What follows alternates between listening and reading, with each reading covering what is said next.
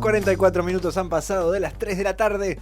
Estás escuchando Tarde Neurótica hasta las 6. Richard me está subiendo el retorno y me estoy aturdiendo a mí mismo.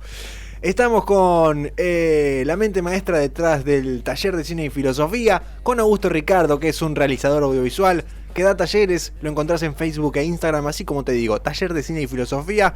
Estate atento, atenta, porque siempre comparte cosas, te tira data.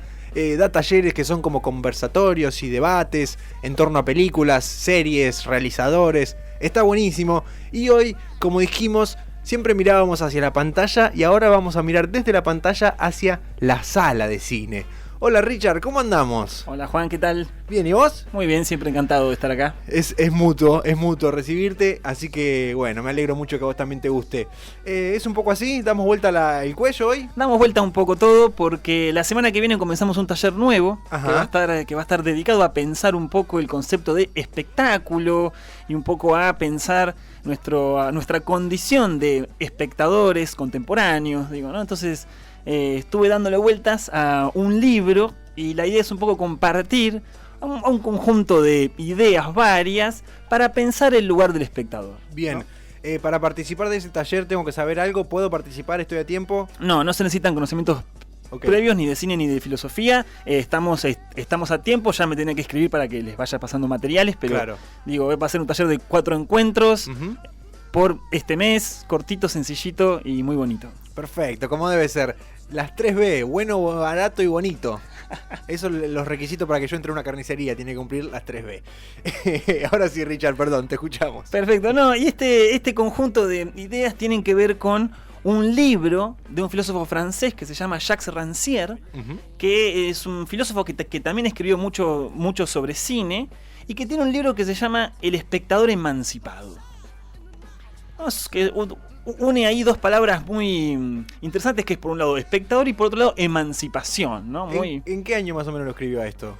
Años 90, me parece. Ah, reciente. Sí, okay. reciente. Y lo que hace ahí Rancière es exponer la definición clásica, ¿no?, de espectador como alguien completamente pasivo, alguien que está separado, que es distinto de la obra que está viendo y que su única función es contemplar, y podemos decir aceptar, lo que se le presenta. Él lo está pensando sobre todo en un marco de teatro. Ajá, ¿no? bien. En un escenario teatral nosotros vamos a hacer un poco el ejercicio de pensarlo en el cine. Y es muy interesante porque cuando uno ve en filosofía o analiza siempre, la idea de espectador es lo contrario de la acción. ¿No? El espectador es siempre alguien pasivo, alguien que no hace nada, digo, en discusiones contemporáneas también, ¿no? Una cosa es el que está haciendo y otra cosa es el que lo está mirando por la tele, digo, ¿no? Son cosas distintas. Pero esta idea de que el espectador no hace nada y solo observa, tiene mucho que ver con algo que se llama, tanto en teatro como en el cine, la cuarta pared, que es un concepto, es decir, esa idea de que todo lo que ocurre, ya sea en la escena o ya sea en la imagen cinematográfica, ocurre como si no fuese una escena de teatro o como si no fuese una película, ¿no? Sino como si fuese algo real y que nosotros como espectadores simplemente observamos como a través de una pared que falta. Claro. ¿No? Es decir, observamos cómodos, tranquilos, sin hacer nada, cómo está pasando ahí la cuestión. Bien. Esto es interesante porque cuando uno lo piensa en serio, ¿no? Porque es cierto, están ahí los personajes actuando como si fueran real, como si esa persona hubiera muerto en serio, y todos sabemos que no, ¿no? Hay como un pacto de que en algún punto le tenemos que creer que es real, porque si no, no nos conmovería, no nos emocionaría, no pasaría nada. Exactamente, el asunto es pensar que sí o sí para lograr eso tiene que haber esta cuarta pared. Ajá.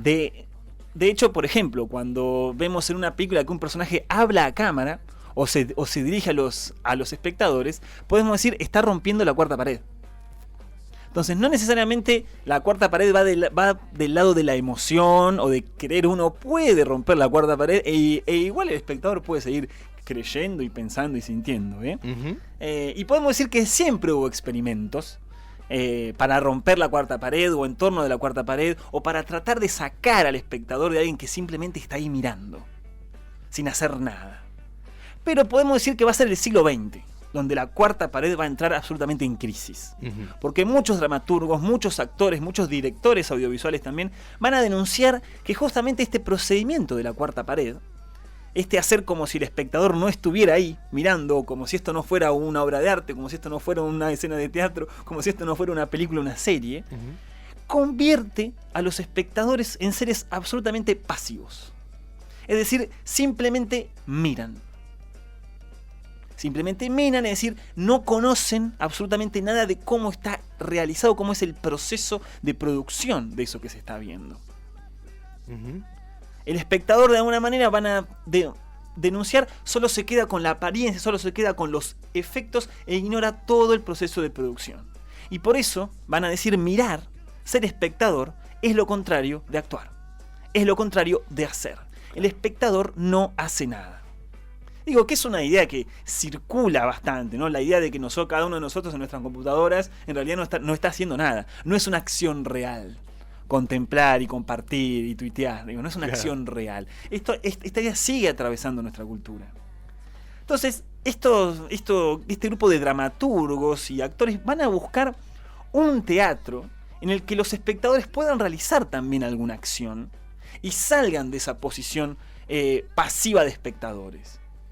Ya sea porque puedan aprender algo, entonces el teatro va a ser una herramienta pedagógica, Ujú. que algo va a aprender, el espectador va a ir, va a aprender algo y va a salir transformado, o porque va a convertir al público, a los espectadores, en participantes activos de lo que está pasando. No, es un poco esta idea de o aprendés algo o formás parte de lo que está pasando. Esa cosa horrible que ocurre en el teatro cuando de repente a uno le hacen decir algo. No, yo me muero. Tengo pánico a eso. Sobre todo cuando es show de stand-up y esas cosas que en general buscan interactuar. No, flaco, contame chiste, me río. Cuando vos me digas que me río, yo me río. No me preguntes nada, no quiero ser parte de eso. Qué vergüenza. Exactamente, uno nunca quiere. No. Uno nunca quiere. Bueno, lo que van a pensar estos autores, vamos a citar dos. Bertolt Brecht, ¿no? Ajá. Alguien quien conoce de teatro lo tiene siempre ahí arriba. Y otro es Antonin Artaud, el famoso poeta francés, dramaturgo, cineasta, de todo hizo. Musa inspiradora del disco Artaud. Artaud, que hace poquito estuvo girando porque se liberó una presentación, ¿no? Ujú. Muy bello escuchar eso. Donde el público es bastante activo. Por en la cierto, recital. el Sí, flaco se pelea todo el tiempo con el público en ese recital. todo el tiempo. Búsquenlo porque es una perla, es hermoso. Lo que nos divertimos escuchando al flaco discutir con un borracho del público en el teatro fue hermoso. 23 años para tenía el flaco, no es que era el dios, ¿no? Era un pibito todavía. Exactamente, pero fíjate cómo suena eso de que el espectador participe. Ujú. Independientemente de que sabemos que es un manija del fondo que Sí. estaba en otra, Sí. esa incomodidad de que el espectador no tiene que participar, tiene que quedarse ahí sentado recibiendo. Digo, bueno, todo esto, tanto Brecht como Artaud van a decir, eso termina construyendo un tipo de sujeto. Termina siendo parte de todo un sistema que construye un tipo de individuo. Claro. Alguien que no hace nada, alguien que se contenta con contemplar, que piensa que mirar es ya hacer algo. Y así vivimos en nuestro engaño. Ellos van a intentar que uno como espectador participe, que la obra no sea algo separado, que uno vaya y participe y haga o aprenda. Y esto va a tener mucha importancia en el cine. De hecho, pensá que una película como La Hora de los Hornos, del año 68, año 68 es un año importante, Ujú. de Pino Solanas y Getino, digo, una película argentina, un documental impresionante que tenía que ver justamente con hacer un documental sobre la historia argentina que motive, estimule a quien lo vea a tomar acción y ser partícipe de la militancia. Digo, ¿no? Era ese el sentido del documental. Y ese documental empezaba con una frase de Frank Fanon, un filósofo caribeño, que después va a desarrollar, digo, su carrera en Francia, que decía: todo espectador es un cobarde o un traidor. Uf, Así arrancaba, digo, ¿no? Para sacarte de la butaca, digo, ¿no? tremendo. Que estés incómodo con tu posición de estar en la butaca de cine simplemente viendo la película. O sos un cobarde o sos un traidor. No hay otra. No existe esa chance de no, yo como espectador pienso, no existe. Después voy y escribo crítica literaria. No. Exactamente. Entonces, todo el siglo XX va a ser un siglo de muchas iniciativas que van a buscar de alguna manera sacar al espectador de su comodidad. De su comodidad de observador. Esto que decía vos, entro en pánico. Justamente te saca de tu lugar cómodo. Claro. No digo que yo también lo digo. No me gusta nada, pero es así. Es un hábito que tenemos incorporado. Uh-huh. Y justamente Rancière lo que va a hacer en el espectador emancipado es criticar todas estas nociones. Me encanta, él expone toda una situación y después te dice, guarda igual con esto que nos parece hermoso, que vamos a construir otro tipo de sujeto, etc. ¿Por qué? Porque para Rancière, en realidad, él dice, no existe nunca un espectador pasivo. Alguien que sea absolutamente pasivo. El espectador no es como una materia bruta, una placa simplemente receptiva que va a ser formada, educada, llenada por el artista o quien esté ahí en la escena. Uno no es simplemente, no es una placa vacía que se va llenando. Todo espectador de alguna manera siempre pone en funcionamiento sus capacidades de sentir, sus capacidades de pensar, sus capacidades de observar. El espectador compara, interpreta, recuerda, va uniendo cosas que vio antes con esto que está viendo ahora. Es decir, el espectador, por más que no salga después a hacer la militancia y demás, está haciendo algo. Siempre hace algo.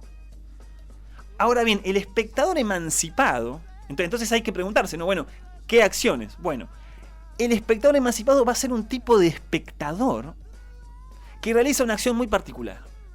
Es decir, va a ser un espectador que puede comprender, no la verdad del mundo, no, ahora me hiciste dar cuenta que el sistema funciona así, gracias a tu obra, gracias a tu foto. Yo ahora gracias, Pino. Comprendo todo. No va a ser ese.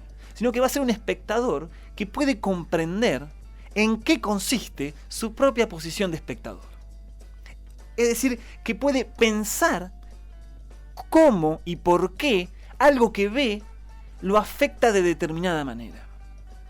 Es decir, puede pensar sobre sus propias reacciones ante lo que ve y no simplemente responder de manera automática. Ok. ¿Por qué? Porque volvemos a lo que mencionabas vos. Uno como espectador lo que tiene son hábitos.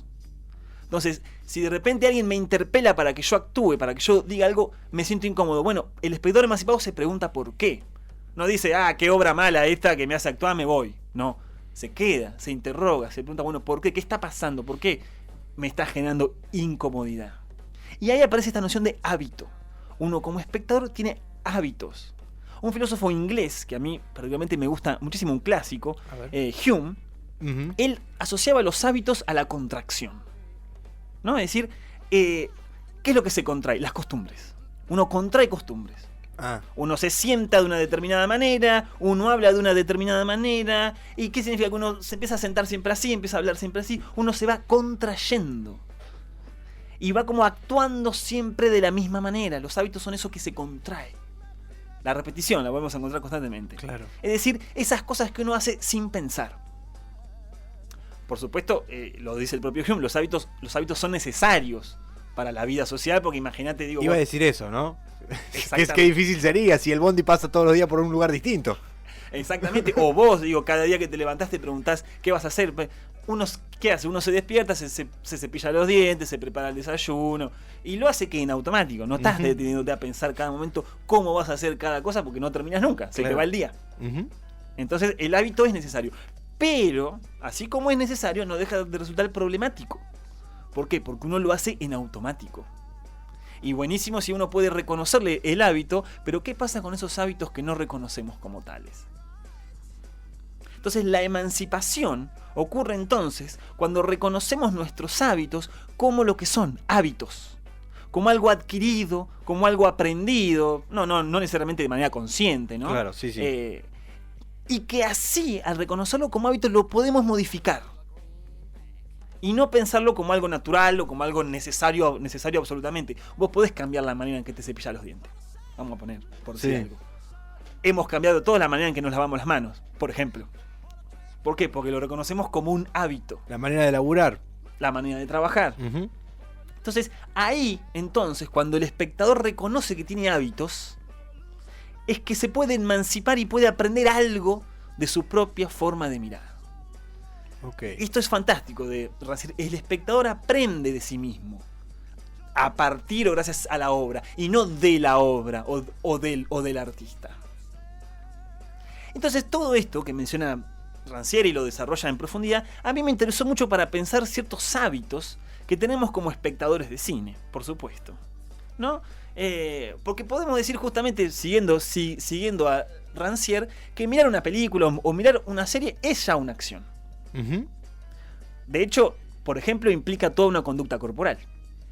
Una forma... Horizontal y con la notebook en la panza en algunos casos. Exactamente. Hasta ese nivel hemos llegado, Sí. digo, ¿no?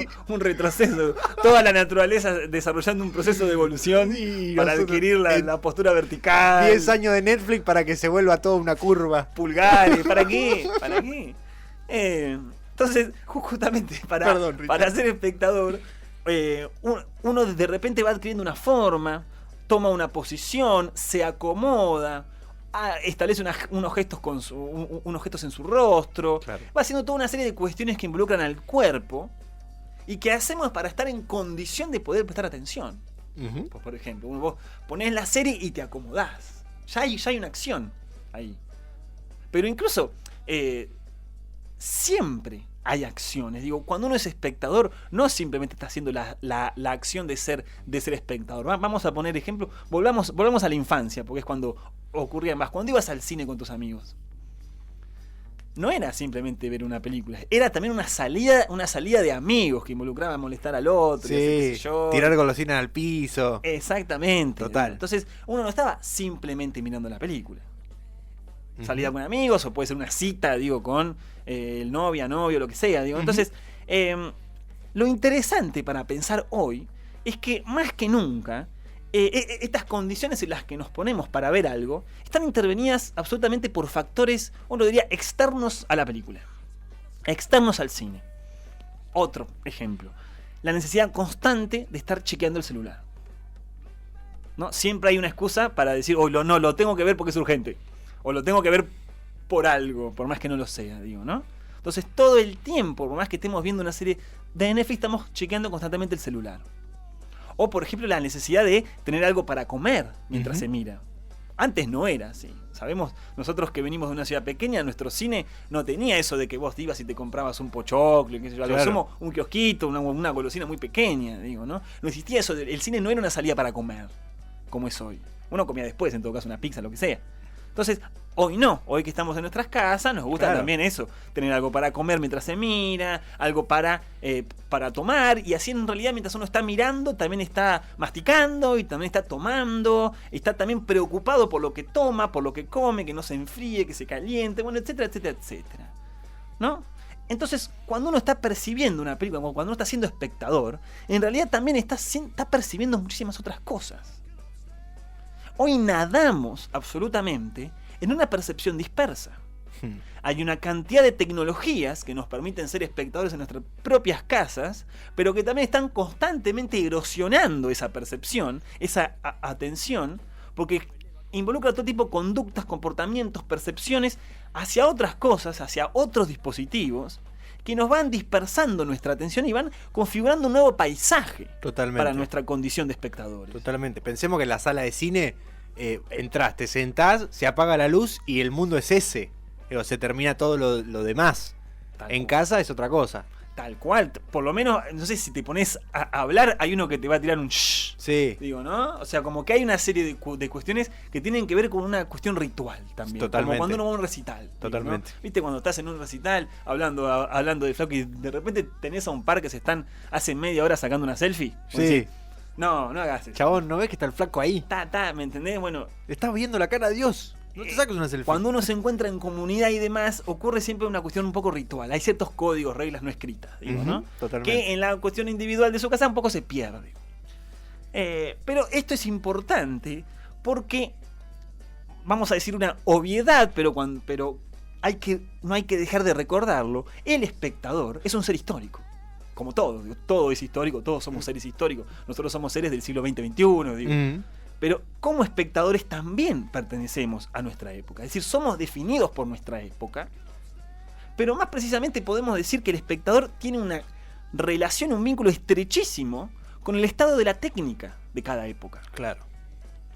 Y sobre todo nosotros, hoy, donde si bien podemos decir la técnica, el progreso técnico, el desarrollo técnico, siempre estuvo cambiando. Hoy más que nunca no deja de cambiar. Digo, ninguna tecnología, ningún chiche, ningún complemento, ningún dispositivo dura más de un año, 2 o 3 que tiene que ser reemplazado. Nosotros somos espectadores muy fluidos en ese sentido. Nos ponen el 3D, vamos, nos ponen el 4D, vamos, nos ponen y lo entendemos y pasamos, no tenemos problemas, ¿no? Entonces, lo que somos como espectadores está siempre en relación con el estado de las técnicas. Pero no hay que pensar que el desarrollo técnico signifique solamente que la pantalla va a tener más dimensión o que la pantalla va a ser cada vez más realista y mejor y mejor sonido, sino que también afecta nuestros propios hábitos y afecta nuestras formas de ver, nuestras formas de pensar, nuestras formas de sentir, nuestras formas de vincularnos con lo que estamos viendo. Es decir, modifica también y afecta nuestra experiencia como espectadores. Y justamente hoy que se suman cada día nuevos avances tecnológicos, pasamos de sonido al color, al 3D, al 4D, digo, y cada vez más rápido. Tuvieron que pasar muchos años para llegar al sonido, tuvieron que pasar muchos años para pasar al color, pero hoy cada 3-4 años aparece algo, ¿no? Pasamos nosotros rápidamente del VHS al DVD, al Blu-ray, al streaming, y nosotros siempre tenemos la sensación de que listo, llegamos, y nada que ver. De acá a unos años va a ser distinto, y así. Entonces, cada avance, de alguna manera, permite expandir las posibilidades sensoriales, permite que veamos mejor, que escuchemos mejor, que escuchemos con más detalles, permite a la imagen registrar cada vez más fielmente eso que supuestamente sería la realidad. No nos vamos a meter en ese asunto. Por lo menos hoy no. Por lo menos hoy. Pero eso no significa que por mayor fidelidad o por mayor verosimilitud, nosotros como espectadores estemos trabajando también a la par sobre nuestras capacidades receptivas y nuestras capacidades interpretativas. Es decir, no hay una relación entre el desarrollo de la técnica y nuestro desarrollo como espectadores. Esto ya lo hemos dicho varias veces en la columna, digo. Nosotros en la escuela nos enseñan a escribir, nos enseñan a leer, nos enseñan a interpretar texto. Cuando hoy la imagen gobierna e impera. Digo, no estoy diciendo que no haya que enseñar el texto, digo, pero no nos educan para nada en la lectura o interpretación de las imágenes. No sabemos cómo hacerlo. Así también nos pasa, así también nos va, ¿no? Así nos va. Entonces, pero podemos incluso decir algo más. Porque nuestros hábitos de consumo afectan ya no solamente nuestra experiencia, nuestras formas de vincularnos, sino que afectan directamente a los propios productos. Eso te iba a decir. Que vemos. La técnica de la que vos venías desarrollando se ha preocupado también, mejor imagen, mejor sonido, mejor no sé qué, pero también se ha preocupado por, entre comillas, conocer a su espectador para hacer productos que lo seduzcan.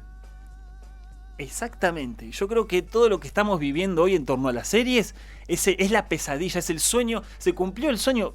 Viste que en nuestra cultura hay como una cuestión de condenar el cumplimiento del sueño perfecto. Es decir, el sueño se puede cumplir en la medida en que costó un trabajo, o costó un sacrificio, o implica un dolor, y nunca se cumple tal cual uno lo había soñado. No sé, una película, uno quiere ser millonario, y va a lograr ser millonario cuando se dé cuenta que en realidad la plata no importa, que importa el amor. Es decir, siempre se logra así. El que es millonario simplemente termina mal, ¿no? Entonces, nosotros tenemos esa idea de que un sueño que se cumple siempre se cumple de manera traumática, ¿no? Sí. Una fantasía que se cumple tal cual es Frankenstein. Él quiere dar vida, y cuando verdaderamente logra llegar a dar vida, crea un monstruo, ¿no? Es siempre la misma historia. Entonces, podemos decir que este es el sueño pesadillesco de los Brecht, de los Artaud, porque es una excelente forma de incorporar a los espectadores en la producción y creación de obras. Y un gran ejemplo son las series. Digo, como dijimos, nuestros hábitos de consumo afectan a los productos. ¿Por qué? Porque quienes hacen las series también están pensando dónde y cómo van a ser consumidas. Y saben que van a ser vistas en una computadora, saben que van a ser vistas en un televisor, saben que van a ser vistas mientras uno chequea el celular, saben que van a ser vistas mientras uno se va a preparar el mate, es decir, da como espacio a eso. Entonces, y algo que para mí es muy importante es el tamaño de la imagen. Uno puede llegar a tener un tele re grande, pero nunca va a ser equivalente a ese tamaño gigante de la pantalla sala de cine, de la sala, ¿no? Y esto afecta a las formas de hacer. O sea, por ejemplo, si ven cualquier serie, dejan de importar los planos generales. Esos planos panorámicos, enormes, gigantes. Y aparecen básicamente planos medios y primeros planos. De caras y cuerpos. Exactamente, porque lo que va a importar de lo que estamos viendo es simplemente lo que hacen los actores. Sí. Es decir, lo que hablan, a dónde miran, el argumento. Y como que todo eso que tenía la imagen de poder filmar un paisaje gigante y que uno se vincule con un pasto, no sé, un cielo, un agua, es decir, que pueda uno recorrer la imagen y dejarse un poco absorber por la imagen, pasa a un segundo plano. No es que no hay planos generales, pero el plano general está para que, bueno, personaje que va de Los Ángeles a Nueva York, listo, un plano general de Nueva York para indicarnos que está ahí, listo, vamos al plano. Es decir, nada se cuenta a través de un plano general porque no tendría sentido, porque no se aprecia en un televisor. Digo, tampoco está mal, ¿no? Claro. O sea, tiene sentido.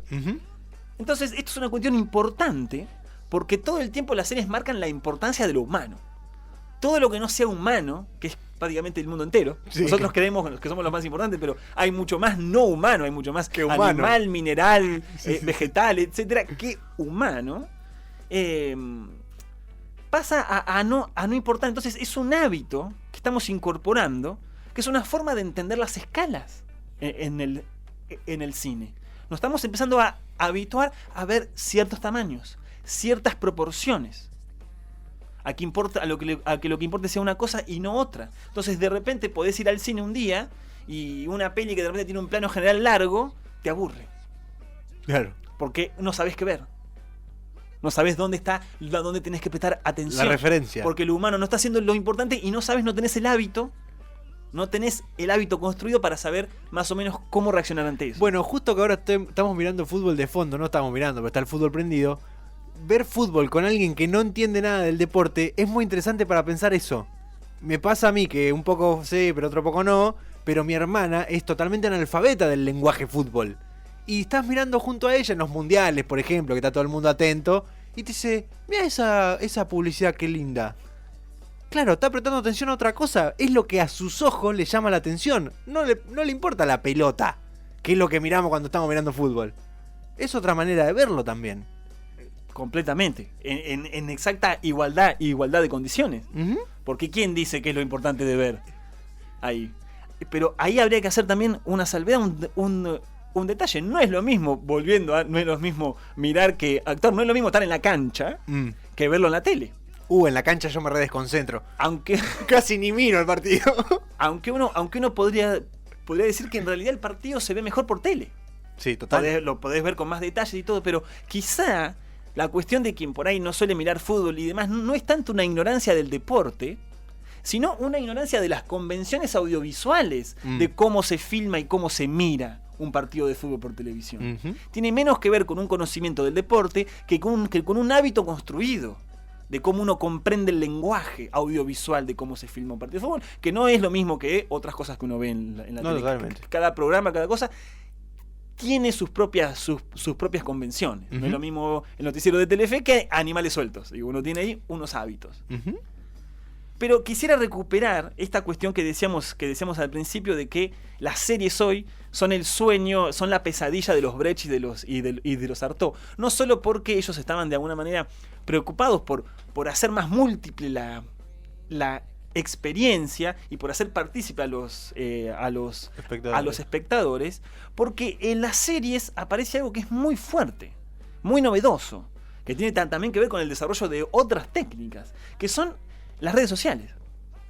La importancia que tiene para nuestro consumo de series, esas comunidades que se arman en redes sociales, como Twitter sobre todo es la primera que se me viene, pero que está en todos lados, digo, ¿no? Y que esa comunidad, esa idea de compartir, de ir bardeando, comentando, diciendo qué te gustó, qué no te gustó, que otros te respondan, saber que el día del estreno vos lo estás viendo en tu casa, pero hay como un montón de otra gente viéndolo también, y que ya hay un personaje que sabés que vas a bardear porque no te gusta, todas esas tomas de posiciones y demás están incorporadas, forman parte absolutamente de la experiencia de ver una serie. Entonces estamos hablando de que de pasividad nada. Ser espectador es hacer un montón de cosas, es hacer un montón de acciones. Pero de alguna manera podemos decir, no es solo que uno va y comenta y publica y comparte. sino que el producto mismo de la serie está diseñado, está hecho para ser comentado en redes, para ser comentado, bardeado, ¿no? Cuenta con eso el producto, apunta a eso, lo diseñan de tal manera que genere eso, pero también se va nutriendo de eso. Perdón, el protagonista de House of Cards, que se me está yendo el nombre, Francis Underwood, tenía una cuenta de Twitter, la oficial del personaje, y le hablaba a Macri, al Twitter de Macri, y conversaban. Ahí tenés. Nos reíamos mucho, Ahí tenés. pero vos decís, estos tipos piensan todo. Piensan todo, exactamente. Digo, ellos se nutren constantemente de eso.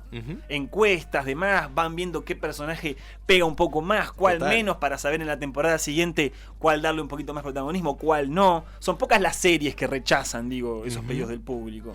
O, por ejemplo, el caso último de la última película de Sonic. Eso iba a decir ¿Recordás? también. Cambiaron no gustó el diseño del erizo. En el tráiler. En el tráiler, los fanáticos de Sonic salieron a picantear en Twitter, lo tuvieron que volver a diseñar. Arrancaron de cero.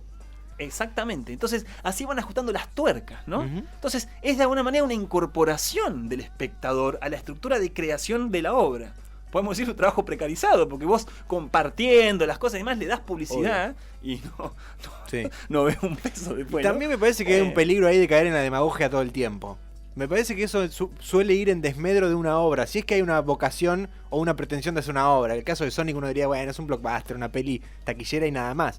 Pero si quedas una buena peli, de pronto viene tu productor, el que puso la guita y te dice, che, no, esto no lo tenés que hacer así porque en Twitter no te dejan. Bueno, lo cambio para dejar contento a la gente y tu obra cambió, se modificó. Miro con recelo un poco eso yo todavía. Puede ser. Es una. Bueno, hoy se habló mucho en las últimas semanas de lo que pasó con el viento se llevó, con algunos capítulos de South Park, incluso con los Looney Tunes en su momento, que hablamos en la columna anterior, había pasado también de capítulos censurados, capítulos que sacaron. Sí. Creo que de alguna manera toda esta cuestión de las redes sociales ha empoderado a los espectadores, vamos a decir a los consumidores, que reclaman sus derechos a consumir determinados tipos de productos y determinados no, y que de alguna manera están como ejerciendo presión sobre las obras. Después, eso digo, hay que pensarlo, hay que dedicarle otra columna, pero tiene que ver con esta cantidad de técnicas, de tecnologías que uno aplica en la percepción. No es solo Netflix que mira una serie, es también el Twitter que me permite comentarla. Digo, es una experiencia que vale que forma parte de lo mismo. Y esto es interesante también porque, en definitiva, y acá aprovecho para dejar un gancho para el taller, bien, porque así se hace la política también. Digo, sabemos eso. Se vio mucho en los últimos años, pero se sigue viendo, ¿no? Se larga un tema, se va hablando durante toda la semana de ese tema y más o menos analizando el resultado se toma determinada decisión o no, o se piensa como una estrategia de comunicación para dar tal decisión. Es decir, estamos todo el tiempo nosotros como espectadores, como consumidores, como ciudadanos, estamos todo el tiempo formando parte desde ese lugar. Y por eso pensar cuestiones de espectáculo, por eso pensar nuestras condiciones de espectador implica siempre pensar en la política. Porque pensar esta idea de espectador emancipado, que puede repensar, que puede reflexionar sobre sus propios hábitos y no simplemente reaccionar, implica también pensar un espectador que va a poder intervenir en esos hábitos y transformarlos. Y transformar los hábitos es transformar la realidad. Augusto Ricardo, con nosotros, del taller de cine y filosofía. Se viene un nuevo taller de 4 encuentros en torno al espectador, a Rancière y un montón de otras cosas. Taller de cine y filosofía, lo buscas en Facebook y en Instagram. Richard, siempre me dejas ahí como temblando un poco al cierre. Gracias. Hasta la semana que viene. Hasta la semana que viene, muchas gracias. Lo que hacen los políticos. Promesas sobre el bidet.